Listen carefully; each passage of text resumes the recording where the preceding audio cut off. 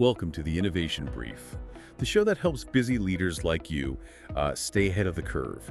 We're diving deep into the strategies and insights you need to drive real innovation within your organizations. That's right. We're going beyond the buzzwords and getting into the practical steps that CEOs, CIOs, and directors can take to unlock their company's full potential. Today, we're tackling a topic that's absolutely crucial for innovation success: diversity and inclusion. Did you know that companies with strong diversity in leadership are 70% more likely to capture a new market? That's a game changer. It's a powerful statistic, and it highlights the fact that diversity isn't just a feel-good initiative, it's a strategic imperative. And to help us unpack this critical connection, I've got an expert here who's spent years studying and advising companies on exactly this. Now, when we talk about diversity, we need to think beyond just representation. It's not enough to simply have people from different backgrounds in the room. Absolutely. It's about creating an environment where those diverse perspectives are actually valued, heard, and integrated into the decision-making process. And that's where things get really interesting. Okay, I'm intrigued. Tell me more. Research has shown that companies with what's called two-dimensional diversity are significantly more innovative. Two-dimensional diversity. I haven't heard that term before. Break it down for me. It's a fascinating concept. Essentially, it means having both inherent diversity, those traits you're born with, like ethnicity or gender, acquired diversity, which are the traits you gain through experience. Think about different industries, functions, or even international exposure. So it's not just about who you are, but also the unique experiences and perspectives you bring to the table based on your life journey. Precisely. And companies that prioritize both types of diversity are the ones that see the biggest innovation gains. That makes a lot of sense. But help me understand the WHY here. Why is this kind of diversity so powerful when it comes to innovation? Imagine you're trying to solve a complex problem. A team with two-dimensional diversity is going to approach that problem from multiple angles, drawing on a wider range of experiences and insights. So they're less likely to get stuck in a rut or fall prey to groupthink, where everyone just agrees with the most dominant voice in the room. Exactly. Diverse teams are naturally more inclined to challenge assumptions, ask tough questions, and come up with creative solutions that a more homogeneous team might miss. I can see how that would be a huge advantage, especially in today's rapidly changing world. Yeah, You need to be able to adapt quickly and think outside the box to stay ahead of the curve. absolutely. And there's another important aspect here: understanding your customers. A diverse team is better equipped to understand and connect with a diverse customer base. They can anticipate needs, identify pain points, and develop solutions that resonate with a wider audience. Because they've lived those experiences themselves, or at least encountered them in some way through their diverse networks and backgrounds. It's like having built-in market research. That's a great way to put it. And this leads to tangible business results. Companies with diverse leadership teams are more likely to capture new markets, develop innovative products and services, and ultimately drive revenue growth. So we've established that diversity is crucial for innovation. But let's get practical here. How do we actually create a workplace culture that fosters this kind of out-of-the-box thinking? That's the million-dollar question, isn't it? And it's where a lot of companies struggle. Okay, so what's the secret? Spill the beans. Well, there are 6 key components to building a culture that truly embraces and fosters innovation. Ooh, lay them on me. What are they? First and foremost, you need to ensure all employees are heard, and I mean truly heard. So not just having a suggestion box that nobody reads. Exactly. You need to create a safe space for people to propose even the most unconventional ideas without fear of judgment or ridicule. This means active listening, open dialogue, and a genuine willingness to consider different viewpoints. So creating a culture of psychological safety where people feel comfortable speaking up and sharing their ideas. That makes a lot of sense. What's next on the list? Empowerment. You have to empower team members to make decisions and take ownership of their ideas. Don't let them feel like their contributions are just floating in a void. Give them the autonomy and resources they need to turn those ideas into action. I love that. It's about fostering a sense of ownership and accountability. What else is crucial? Sharing credit for achievements. This is huge. When you publicly acknowledge and celebrate the contributions of individuals and teams, you reinforce the message that good ideas can come from anywhere. It creates a positive feedback loop that encourages further innovation. It's about recognizing and rewarding those who contribute to the company's success, regardless of their title or position. Make sense? What else is key to creating this innovation-friendly environment? Providing actionable feedback, both positive and constructive. It's essential for growth and development. Help people understand what's working, what could be improved, and how they can take their ideas to the next level. It's about creating a culture of continuous learning and improvement, where feedback is seen as a gift, not a threat. Okay, two more components to go. What's next? Actually implementing team feedback. Don't just solicit ideas and then let them languish in a folder somewhere. Show people that their voices matter and their input can shape the direction of the company. So it's about walking the walk, not just talking the talk. Actions speak louder than words. Exactly. And finally, celebrate failures. Not every idea is going to be a home run, but even failed experiments can provide valuable insights and learnings that can inform future innovation efforts. It's about creating a culture where it's safe to take risks, to experiment, and to learn from mistakes. It's about embracing the journey, not just focusing on the destination. Precisely. This all sounds great in theory, but I'm guessing this is where the rubber meets the road. Yeah. A lot of companies probably struggle with actually implementing these changes, right? You're absolutely right. While most leaders agree that diversity is important, many struggle with implementation. In fact, a recent study found that only 16% of corporate directors feel their companies excel at diverse recruiting. Wow, only 16%. That's pretty stark reality check. So if we know it's important but we're struggling to implement it, what's the missing link? I think it often comes down to a lack of clear strategy and commitment from the top. Diversity and inclusion can't be treated as an afterthought or a box to be checked. It needs to be embedded in the DNA of the organization, from the hiring process to performance evaluations to leadership development programs.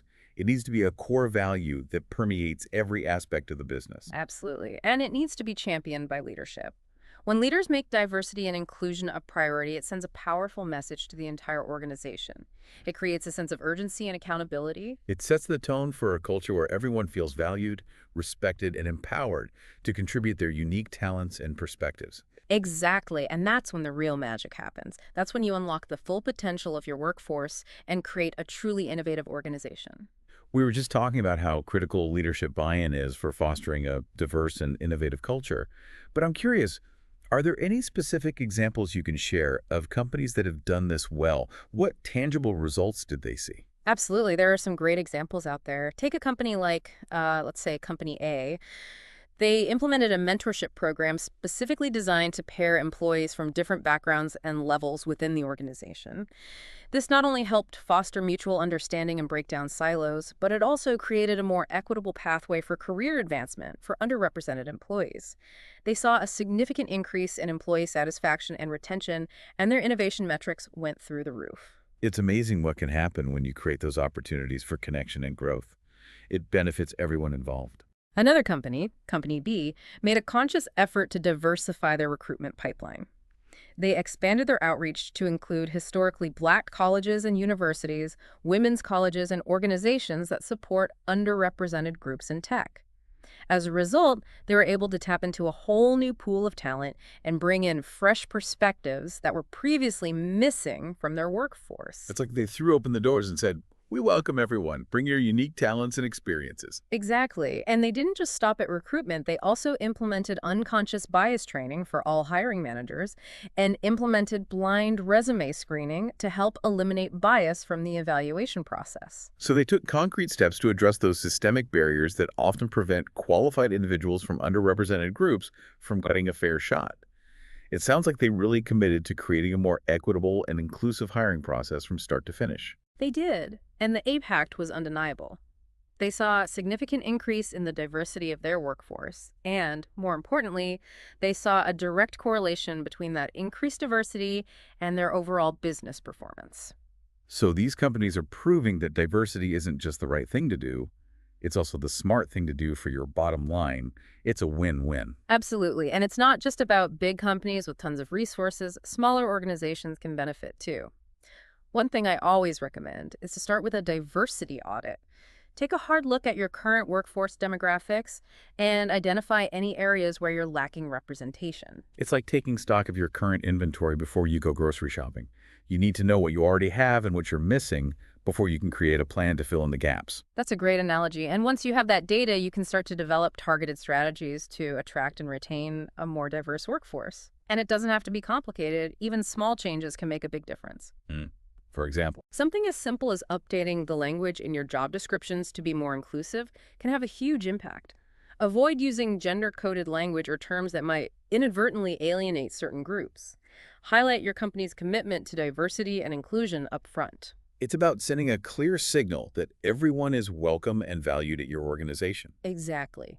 Another simple but powerful step is to make sure your company's website and marketing materials reflect the diversity of your target audience.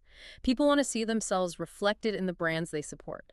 It's about creating a sense of belonging and showing that you understand and value the perspectives of a diverse customer base. And let's not forget the importance of employee resource groups, or ERGs. These groups can play a vital role in fostering a sense of community and belonging for employees from underrepresented backgrounds.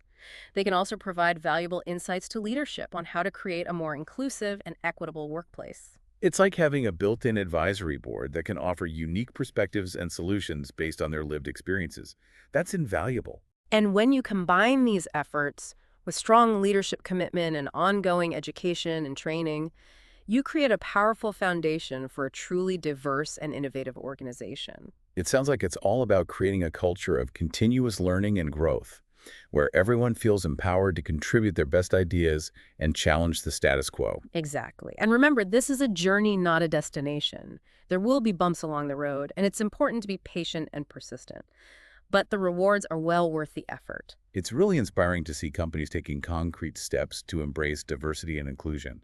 It's a reminder that change is possible and that even small changes can have, like, a ripple effect. Absolutely. Every action, every conversation, every effort to create a more inclusive environment contributes to a larger shift in mindset. And it's not just about doing the right thing, it's about unlocking the full potential of your workforce Yeah. and creating a more innovative, more competitive, and ultimately more successful organization. You got it. And for those listening who are ready to embark on this journey, remember to start by defining what diversity and inclusion mean for your specific organization. Because it's not one size fits all, right? It's about identifying your own unique challenges and opportunities. Exactly. Then set clear goals and metrics just like you would with any other business objective. What are you trying to achieve? How will you measure progress? It's about making it a priority, not just a feel-good initiative that gets pushed to the back burner when things get busy. And don't be afraid to experiment, try different approaches, see what works, and adapt as you go. It's a journey, not a destination, and it's a journey that requires ongoing learning, growth, and adaptation. Absolutely. And as you make progress, celebrate your successes big and small. Recognize the individuals and teams who are championing inclusion and making a difference. Because positive reinforcement goes a long way in creating a culture of change and fostering a sense of belonging. It does. And remember, the most important thing is to be authentic and genuine in your efforts. People can spot inauthenticity a mile away. It's about walking the walk, not just talking the talk. Your actions need to align with your words. Well said. Now, before we wrap up, I want to leave our listeners with one final thought. Diversity and inclusion are not just about numbers or quotas. They're about creating a workplace where everyone feels safe, respected, and valued for who they are and what they bring to the table. It's about creating a culture where everyone can thrive and reach their full potential. Exactly. And when you do that, the innovation will follow. Well said. So to recap, if you want to unlock the power of diversity and turn your work team into innovators, head over to IdeaScale.com and book a demo for a free trial. New episodes of the Innovation Brief drop every Tuesday and Friday, so be sure to subscribe and leave a comment below with your biggest takeaway from today's deep dive. Until next time, keep those innovative ideas flowing.